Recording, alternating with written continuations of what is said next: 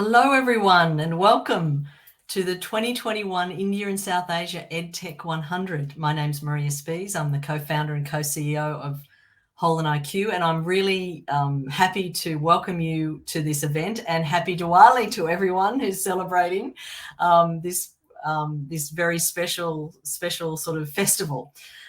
Tonight, or this afternoon, we have a really packed lineup. It's about a 40 to 45 minute webinar. And immediately afterwards, you will get the recording of this session. And so let's make a start.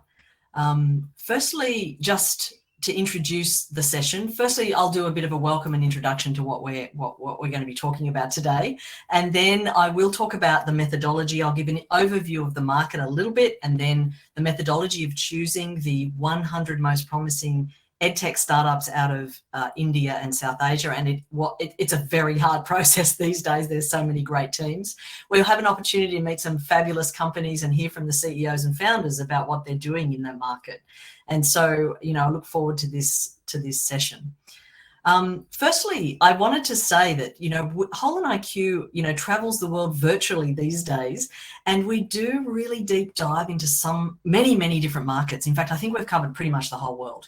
And so you have the ability to track different markets. You can see there on the page, there's LATAM, Latin America, Australia, New Zealand, Africa, Nordics, Russia, CIS, and of course, coming up is the US or North America and Europe, and East Asia, as well as, of course, India and South Asia. So you could follow this series of webinars, or this series of deep dives into different geographies through the EdTech 1000 series that we're building.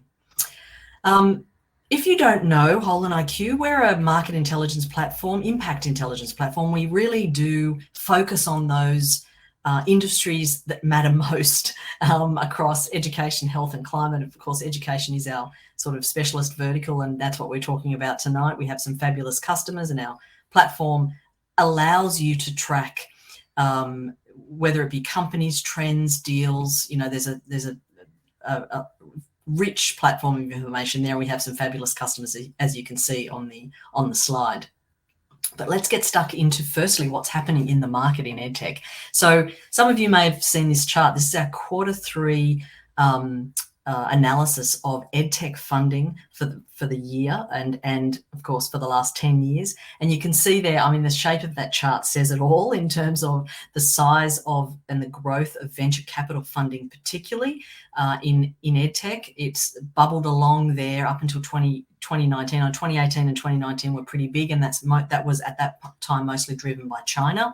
2020 went sort of ballistic in terms of the amount of capital flowing into EdTech. And of course, with China's crackdown on regulation, especially in the K-12 or in the K-12 after school and tutoring market, we see a bit of a collapse of investment as investors looking elsewhere.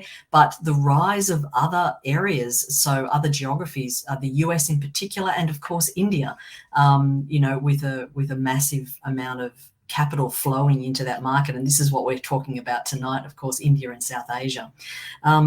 Just moving forward into a bit more of a deep dive there, if we look at the venture capital funding by those four major markets, you can see, however, that China's going down, from 2020 to 2021, or the first 3 quarters at least. And 2020 was really when India, which was already brewing and becoming much more active, really took off, and we saw and we still see a lot of investors entering this market, not only local investors, but particularly global investors, and teams getting to a size of very, very big deals now. And so, $3.2 billion invested up until Q3 2021 is amazing. It's fantastic traction in a market that, has got a huge number of students and learners, of course, both children and adults. And I think more importantly, or as importantly, teams who are building some amazing solutions at scale, which can be scaled into other markets. And that's what we're also seeing, Indian and South Asia, but India in particular, EdTech's really going global. And that's very exciting to see. Obviously, the US is a very strong and a sort of foundational market, and Europe has been growing very quickly as well. Of course, the scales are slightly different there, but this gives you a little bit of a feel about what's happening in EdTech venture capital funding anyway over the last, particularly 2 years. Very interesting to watch. And the end of the year, I mean, it's still as busy. So focusing now on the India and South Asia EdTech 100, we are looking at identifying sort of young, fast-growing, innovative learning and upskilling startups in the region. So typically, in terms of selection, typically, not always, but the teams are under less than 10 years old, with some exceptions, headquartered in South Asian countries, or that's where the majority of their market is focused. They're pre-exit, they're not acquired or controlled by private equity or another investor group. And it's not just technology, it's technology broadly and not just software. And, of course, listed companies, private equity subsidiaries are not eligible, and any mature incumbents are not eligible also. So we're really focusing on trying to identify and surface and shine a light on those companies that are at early and growth stage. In terms of the criteria, one thing I want to say is that this market is so fast moving. It's been really difficult this year to identify the 100, not only because there's actually thousands of teams doing amazing things, but also the cycle. Things are moving very quickly, and we do see quite a lot of exits, in the market this year. And so that's wonderful, fantastic to keep things moving through. It means that choosing 100 is a new, very fresh every year. But we do look at the market, the attractiveness of the market, the product, of course, expertise and diversity of the team, financial health, its ability to attract or secure resources and capital, whether that be external or through revenue, and of course momentum. They're the things we look at when we choose these 100. And this is the 100, the 2021 India and South Asia EdTech 100. There's some amazing teams in here. You can see the way we've categorized them into our subsectors, from management systems on the bottom left-hand side there, which are focused on those teams supporting, admissions, administration, analytics, financing, student information systems, learning management systems, etc. Those sorts of teams. And then advanced technology and online learning. Advanced tech, of course, looks into AR, VR, robotics, simulation, and so on. Online learning is all sorts, from pre-K right through to workforce, and that is delivering education in digital formats. And you go around there and see digital content, international education and language learning. Workforce and skills is really interesting, and I'll talk about the bit of analysis in a minute. Tutoring and test prep has been a very strong traditional area for India and South Asia. But actually, what we're seeing is a very strong, broad foundation, not just all in one sort of bucket. And that's very healthy. And that speaks to quite an innovative and growing ecosystem. And of course, STEAM and coding area is also very, very popular. So I will come back to this. Everyone loves to see these market maps. I'll come back to this at the end as well. And we will publish it on our website, and a reminder that you will get the recording of this immediately after we finish this webinar. So let's just move forward. A little bit of analysis. And, there is a real balanced attention to education sectors here. It's not all piled into, for example, K-12. 41% still, it's a strong sort of K-12 market, and the 100 reflects that. But still almost 30% in workforce and higher education. And that's actually, as I said, sort of really healthy to see that balance. And in terms of the age, 35% of the companies in this cohort are under 3 years old, 3 years and under. And thinking back to the criteria that I talked about in terms of, traction and team and so on, it's amazing to see so many young teams really gaining traction in the market and having, a impact like that. For nothing else, other than having an impact on learners and learning outcomes, which is wonderful.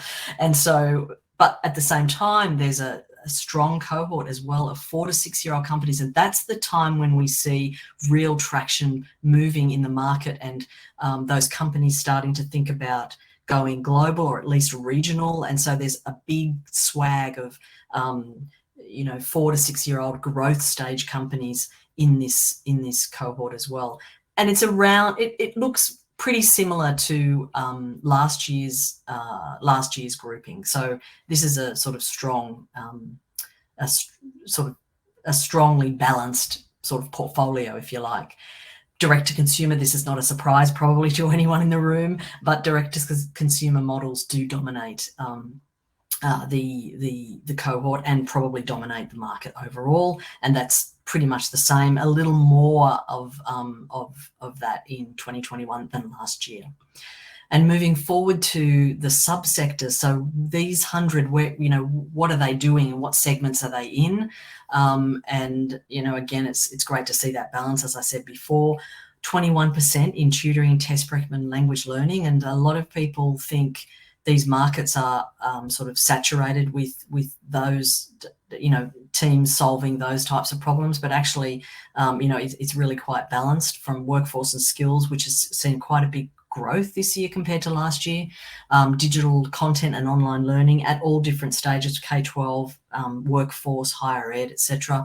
And then 20% in management systems. That's all those systems that support institutions or direct financing and so on like that.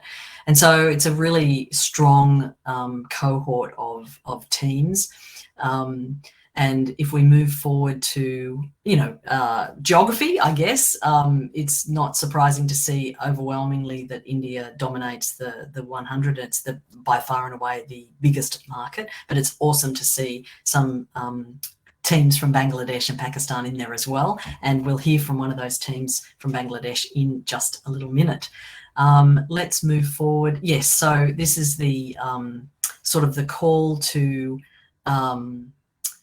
some of our speakers. I'm really, really super pleased to invite our speakers up to the stage. Let me just jump in. Who are we going to hear from today? And that is, firstly, we're going to hear from LeverageEDU. Akshay Chaturvedi is the founder and CEO of LeverageEDU, doing amazing things in the international education space. And Akshay is going to present in just a minute. And that'll be followed by Shahir Chowdhury, and Shahir is from Chico, and Chico is an app for learning for kids in Bangladesh and making such an impact. It's amazing. And finally, we will hear from Rohan Ranjan, who is the head of product and data at Doubtnut. And Doubtnut must be one of the success stories. I mean, there's many success stories, but one of the real success stories in the India EdTech scene. So I'm looking forward to hearing from Rohan as well. But Akshay, why don't we jump in and start with you? Welcome, and thank you for coming along today. And we're really looking forward to hearing all about LeverageEDU. Let me share your presentation, and so you can jump through those slides and tell the audience all about LeverageEDU. Over to you. First of all, thank you so much for having us, Maria. Thank you for the opportunity. I'll take 30 seconds to kind of digress and not talk about LeverageEDU, but talk about HolonIQ, because you guys have been very instrumental in our success when there was no data, when there were no essentially benchmarks, when it was very difficult to kind of prove out time. EdTech wasn't always very hot. A couple of years back, when I was starting out, people would tell me that, hey, you're a smart guy, why don't you do supply chain, and I'll give you money for that. And I think we have come a long way as a sector. We've come a long way for me to see international education is still 3% on your map. And I think you're a big reason, you and the team are a big reason why EdTech has been able to kind of make a lot of splash. So thank you so much for that, first of all. And yeah, I won't take a lot of time. Maybe I'll just, since the slide has stayed on the screen for a while, and I'll tell you the joke that I was telling Maria, that you see this astronaut up here because we believe that we've now been able to perfect the playbook of getting people from one continent to another. So hopefully when Elon Musk is able to colonize Mars, we're going to send people between planets, and that's the ultimate vision that I'm living with.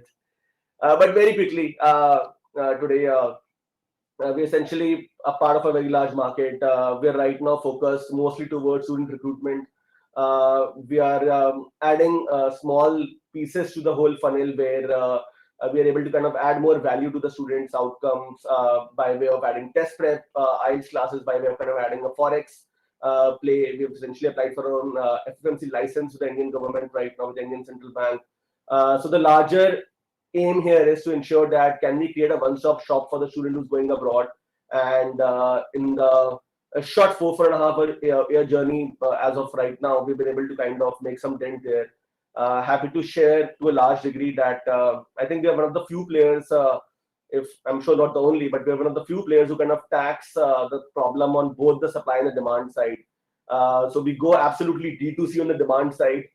We built a fantastic brand. We now source students from about 810 plus cities and towns in India. So this goes as deep as Moga, Kapurthala, Khanna in Punjab, and Ernakulam, and Vijayawada, and Patna, and Indore, and like very, very deep in this country. About 13% of our business comes in from Jammu and Kashmir.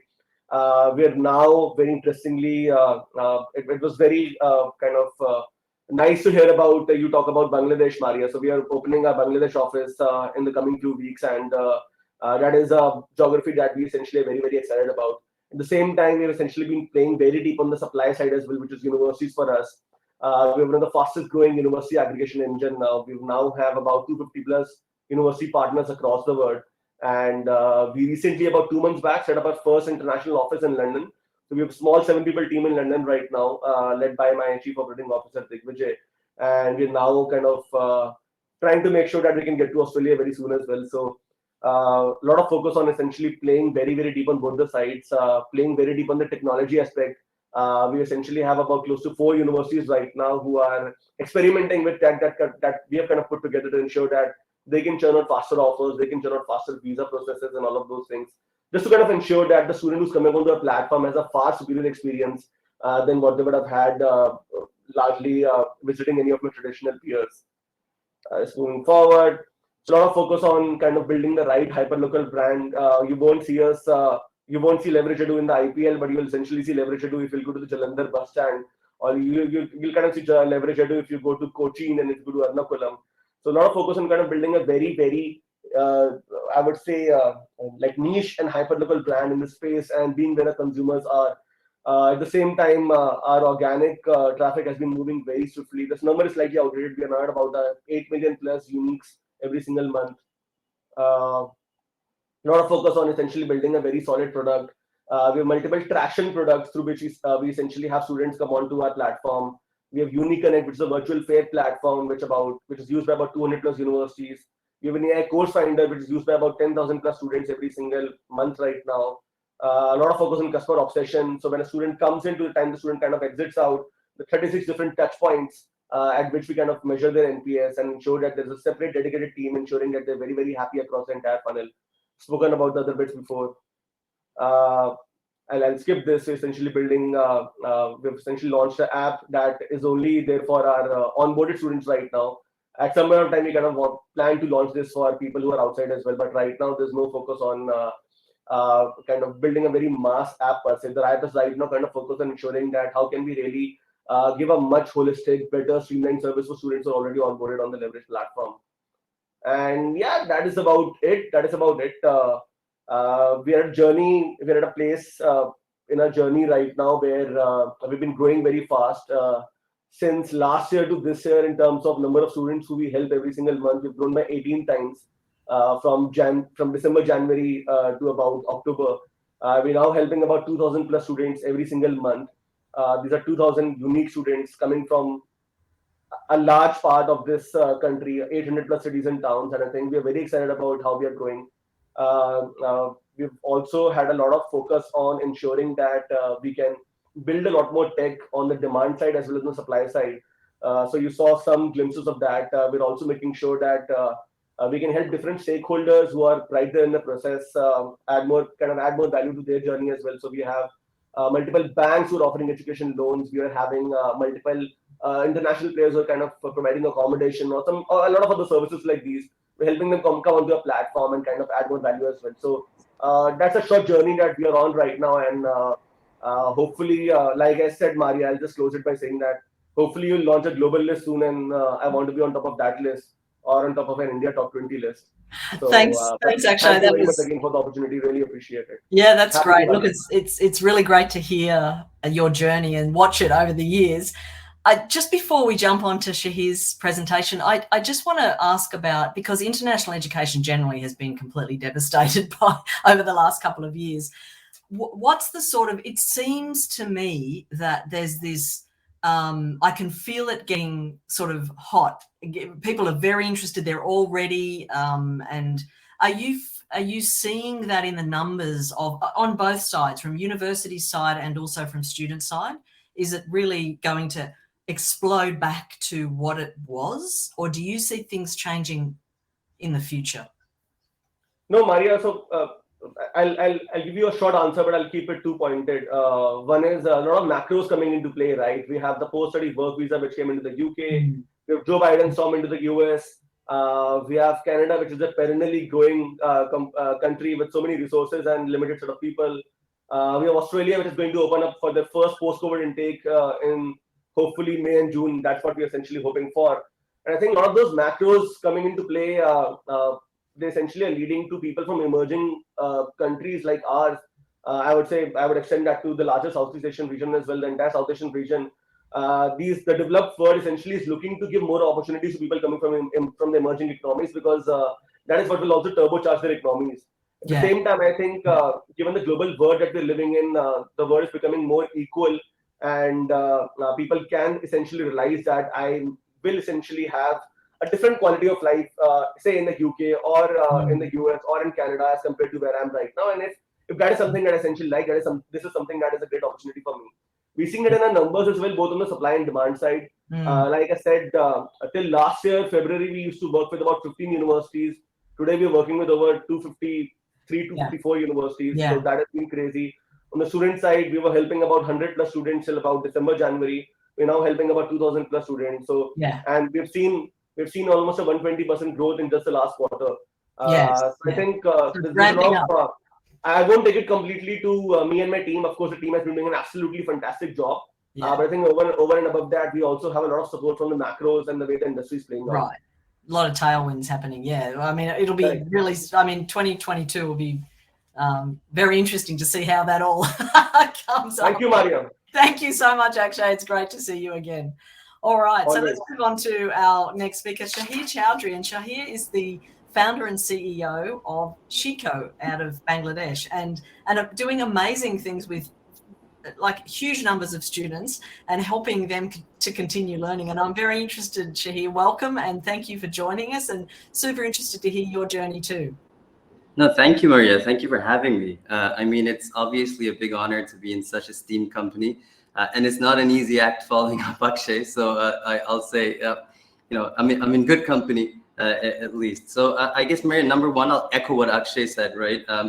Even before I start with Chico. So thank you with, I guess, your job and the team's job with HolonIQ. A lot of what we did initially was really looking for numbers around EdTech, and this is such a great resource to have, really. And obviously, thank you for putting Bangladesh on the map. So it's a pleasure to be here, but I'll jump straight into it in terms of, for the uninitiated, what is Bangladesh? So we've got 43 million students in Bangladesh today. And if you look at across primary, secondary, and tertiary, that's a big number. Chico, or what we're building as a learning solution, initially is going to address that secondary and tertiary market. So that's 25 million students, which is a big number. But what I also wanted to actually point to is, although that's the formal education system, there is a bigger opportunity that we're looking at. So Bangladesh, for those who aren't as close to it, you know, we've had a phenomenal growth story from a macroeconomic perspective. The fundamental story really is, over the last decade or so, we've grown at a CAGR of close to 10%, right? And that's, you know, one of the largest or highest growth rates across Asia, if not South Asia. Last year, in terms of GDP per capita, we even surpassed India's GDP per capita. So that's at 1888. And if you look at the mobile internet population, it's also quite high. The bit that's quite interesting, though, and going back to my previous slide, I talked about the 43 million formal students. If you look at the age breakdown, we've got 165 million population. The number, though, is 50% of that is below the age of 25. So they're all learning in some shape or form. So that really is the total addressable market. When we look at learning, or what we're addressing, it's close to 80 million people in the country. So I guess, what are we solving? So in Bangladesh, similar to India, but dissimilar in the sense that, you know, we're not as mature a market in terms of EdTech. You know, India's been at it since 2014, 2015. So they've got a good, if not earlier actually, So Bangladesh, I think we're still quite early in terms of digital learning. Obviously, COVID's helped with that. But in terms of what we are solving as a learning platform that's focused specifically on Bangladesh is the basic problem of supply and demand. So at the top, you've got this, this large learning population of 80 million learners. And what you have is a supply shortage because physically we can't get that many trained professionals out there. So what that led to or leads to is this reliance on informal private tuition. So it's very locality-based, geography-based. And if you look at, there's a report by the UNESCO, 92% of students in formal education are going to some sort of private tuition. So we know that there's this growing demand within this space. And the third point, and this is close to our hearts at Chico, is actually the learning practices, or how you learn or how we teach today. It's a lot of this is geared towards memorization or just taking that test, and there's low levels of engagement. So we want to really bring out sort of the love for learning or what you would do at an early age. So I guess before I get into Chico and what it is, right, Chico's mission is very singular. We're very focused. Our mission statement is to democratize access to a high quality education. And we're doing that by removing barriers to geography and barriers to affordability. So the entry point in which you get that high quality education. Now, what is that high quality education? I point to this slide usually because it's the easiest way to sort of formulate or put together something on a page, right? So there are 4 different quadrants. And if I start off on the top right, we've got Learn, or the learning module. And this is the asynchronous bit. This is video on demand. It's a structured curriculum that we break down using very high quality animated videos. On the bottom of that, you've got Smart Notes. So it's not just videos, it's digital resources that are text-based, image-based,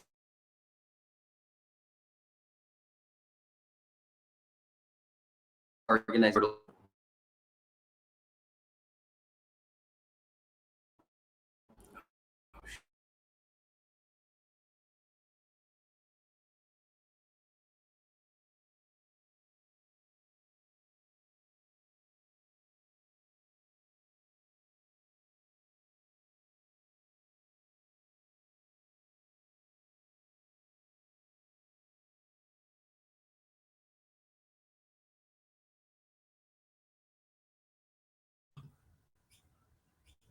Okay, it looks like Shahir lost internet connection, which is such a shame. He was in the flow. He'll join in a minute.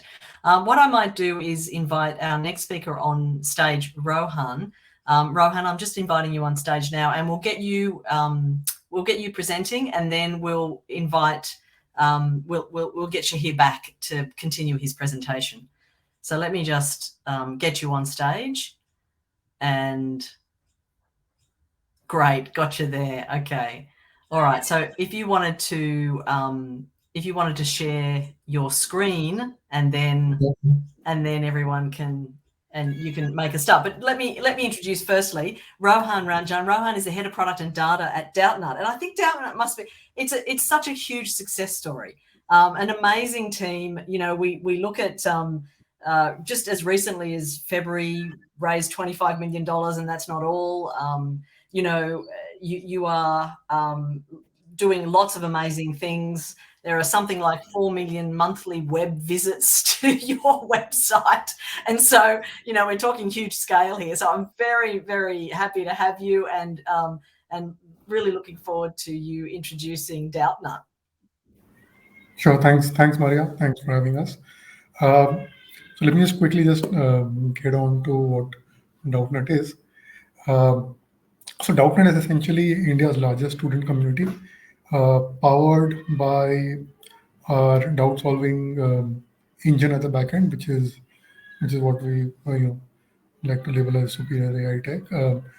And one of the key differentiators between Doubtnut and any other player in the market is our very, very, very pinpointed focus towards providing a vernacular solution to the students. And I'll come to why that's important.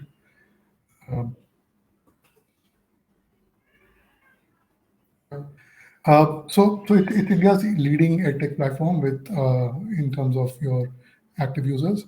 So if you look at daily active users, we have about 2 million daily active users on the app, about 7.5 million monthly active users. This is like by far what much higher than other players in the market. So who are these 7.5 million users, or who are these 2 million users, right? So our users are essentially social people who've come on to the internet via the telecom revolution that's happened thanks to Geo.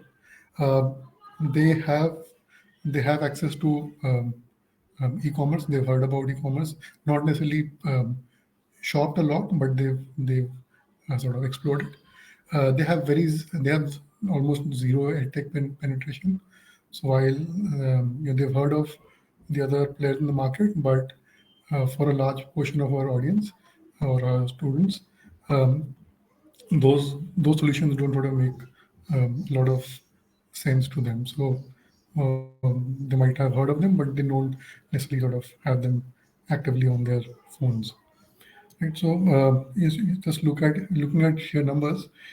So majority of the edtech players in the Indian market are um, concentrating on the what we call as the elite and the affluent section of the student population. It's about 10 million students, a very large base. Um, they have a lot of paying capacity, and a lot of these edtech players have done really well. Um, what Doubtnut is doing is essentially going over the entire um spectrum of students there, but like the core of our target base is the 120 million students who are outside of the elite and affluent. So these are people who are the next billion or next half billion, the strugglers or the aspirers. These are people who don't have very high household incomes, very large volumes, and most importantly, don't have existing solutions in the market which are solving for their problems. This is just a profile of the kind of students that we have. I'll just quickly run through. These are the bulk of our students are people who are studying in so the EdTech, the education audience can be broken down into people who are studying in the CBSE English medium schools, and then you have students who are studying in the regional schools, state boards, affiliated state boards, um, and who prefer studying in their regional languages. So somebody who is studying with the Bengal board, West Bengal board, he would prefer studying in Bengali. Somebody who is studying, Bihar board or UP board would prefer studying in Hindi. Um, that is where is the opportunity for Doubtnut. Right? We have millions of these users on the platform. So these are people who are studying in boards, not necessarily coming from very high, income backgrounds. Farmer, looking, parents are farmers, daily wage laborers, um, not necessarily educated. But the good part is that all of these people have access to phones, have access to the internet, want to study, which is important, and even when we're talking about the most, you know, um, deprived sections, they are still wanting to spend some amount of money just to make sure that the children are getting the best quality education that they can get, that they can afford, and moving ahead in their lives.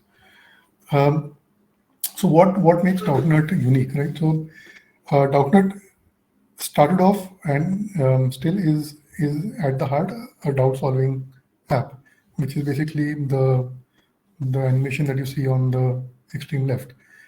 Students can click a photo of the doubt that they have, and they will instantly get a video solution, sort of solving the doubt for them. Now, this becomes very important for the millions of students who don't have access to good quality educational resources, um, you know, who are in the tier 3, 4 cities or in the villages. So for them, Doubtnut is a very good essential tool to get access to quality education. What we've added to our portfolio in the last 1.5 years is our online classes. We now have a plethora of online tutoring courses that people can subscribe to. Again, these have been sort of catered to the audience that we're talking about. So these are these are courses with extremely low entry price points. They're taught in the languages that people are comfortable, that particular geography is comfortable in. The content curriculum is tailored to the particular regional board that the student is studying. Right? So it makes it's very difficult for them to find similar solutions elsewhere. Apart from that, given that we have millions of users on the platform, we also have a lot of other features that people can engage with. So we have quizzes and games that people can play, and we see a lot of students playing on the games and quizzes. We have a lot of community features where people can connect. So again, people in the villages will not find students wanting to study the same topics, and they won't have access to a peer group. So using our community features, they get access to like-minded students, and we see a lot of engagement that happens just between in these groups. So I think all of this put together is essentially what Doubtnut is, and we've seen massive growth in the last 1.5 to 2 years. We have about like I mentioned, 2 million students on the app daily. About 2.5 million questions get asked. About 3 million videos get watched. So we've got good scale. The online class is something that we just started in the last 1 year. We're seeing good traction there, and hopefully we will see ourselves grow on that end also. So yeah, I think that's what Doubtnut is. And Rohan, thank you so much for taking us through that. I mean, what struck me there is that Doubtnut is solving a very big problem in a way that meets the students where they are, which is just wonderful, because that's sort of that's what you need to do, I guess. And you've definitely been able to meet students where they are in with the technology that they're using, in the language that they prefer, at a time and place that is useful to them, at a price that they can afford. And so really it's sort of very much I think like Shahir mentioned, right? It's about democratizing education, right? So people, if there are students who are wanting to study, we wanted Doubtnut to become a platform where anybody wanting to study, irrespective of what is the kind of background that they are in, has access to the same kind of quality education resources, right? Yeah. So how we do it is essentially what we're trying to do, but that is like the core mission of what we want to build. Yeah. Well, thank you so much, Rohan, for joining us. It's been a pleasure, and thank you for taking us through Doubtnut, and happy Diwali. Yeah. Thank you, Maria. Great. Happy Diwali to everyone. Thanks.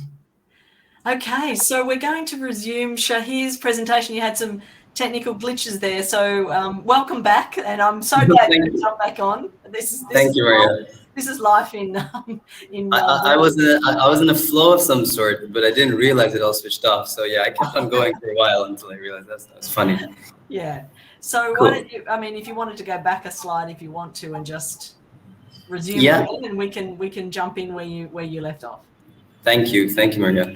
Right. So we were talking really about, I guess, the 4 modules. So on the top right-hand side, I briefly mentioned we have animated video lessons and smart notes, which is the asynchronous or do-it-yourself element of it. So these are structured curriculums that we've built. On the bottom right, you've got practice, which is adaptive practice and test prep. So we've got this rich library of questions and solutions that we have that you can take inside the app. And on the left-hand side, we've just launched this literally today. So this is the new vertical, the synchronous vertical, so live classes and interactive tools. So what we're now doing is we're taking Chico teachers, the best that is within the country. We're training them and we're working with them and we're putting them on our platforms, both on the Learning app, but also on our web portal. So those are the 3, and it's all underpinned by this analysis tool. So all of this is housed in this data-centric architecture. So whether you do in-app testing, whether you do everything else, these are live progress reports, live dashboards that you can see, and we have a basic recommendation engine for personalization as well.